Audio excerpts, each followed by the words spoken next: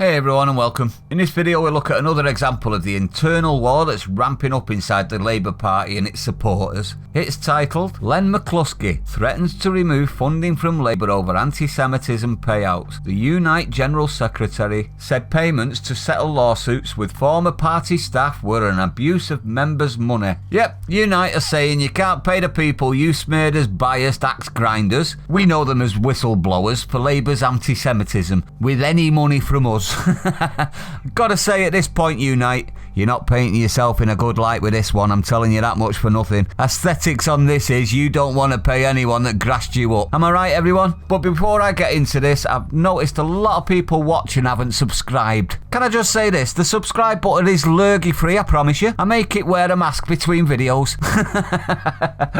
For my loyal supporters, please remember to like and share. Thanks everyone, I appreciate it. And are you there? And I do believe that we have rotten politics, and I'm not using that as an exaggeration. I now have lost all confidence in either of the two main parties. I have lost any confidence that I might ever have had that here was a major party striving for the public good.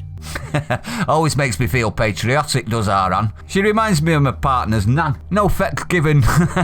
She's brilliant. Let's read the article and bask in the light of Labour's self-timed implosion, shall we? Len McCluskey, the leader of the Unite Union, has warned Sir Keir Starmer he cannot take its money for granted after a decision to offer payouts to whistleblowers who accused the party of failing to tackle anti-Semitism. Mr McCluskey, the union's General Secretary, on Sunday warned Unite would review its funding of the Labour Party and called the payouts an abuse of members' money. Labour agreed to pay substantial damages to whistleblowers who contributed to a TV expose of its handling of anti-Semitism. But Mr McCluskey said a lot of the funds came from his union.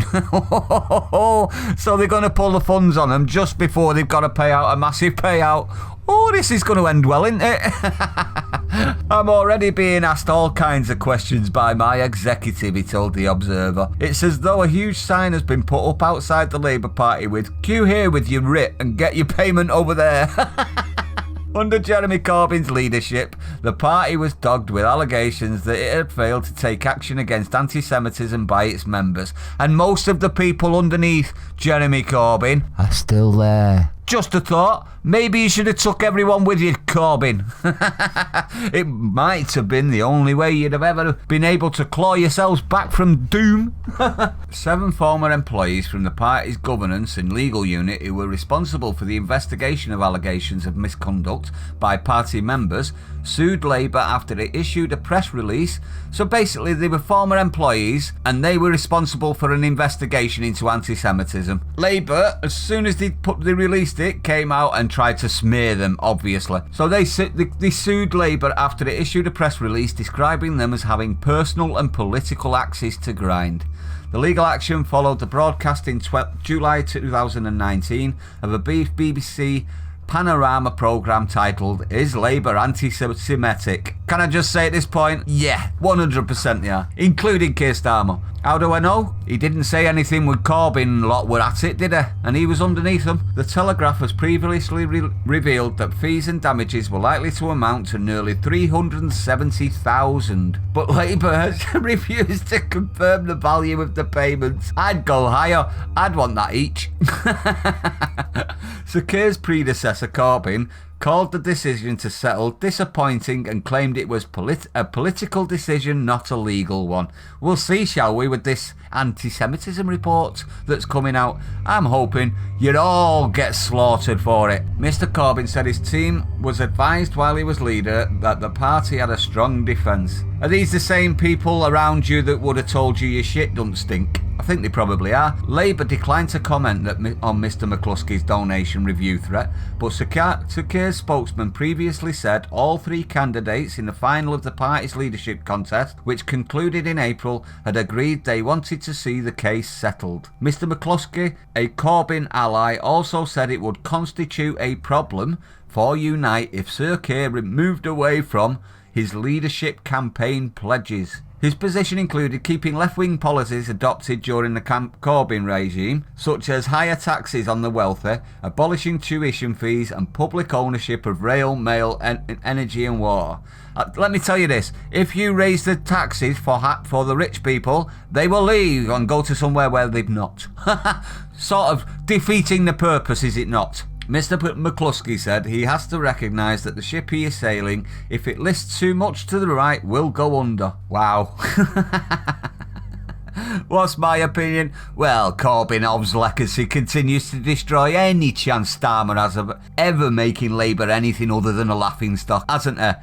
Keir's only chance for the future was to bring Labour back from the extreme Marxist momentum, and now it seems the unions like the extremes too.